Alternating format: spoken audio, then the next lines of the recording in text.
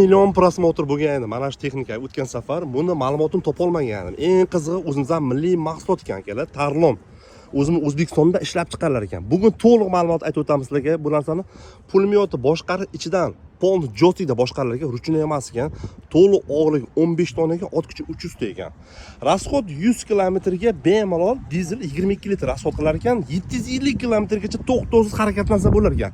Mana eng qizig'i bu sinovdan o'tkazilgan ekan. Otishmalar, tagidan hattoki bombalar ham qo'yilgan 6 kilogacha sinalgan ekan. Mana shuni o'zi bittagina faqat most shikastlangan ekan, qolgan joyi shikast yemagan ekan.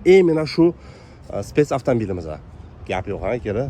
Boshqarish avtomatik ekan, boshqarish qutilari bu mexanik emas ekan. Yaxshi tomoni bo'ladi off-road rejim, oldinni qo'shish, blokirovkalar faqat orqani o'zidan yursa bo'lar ekan eng qizig'i.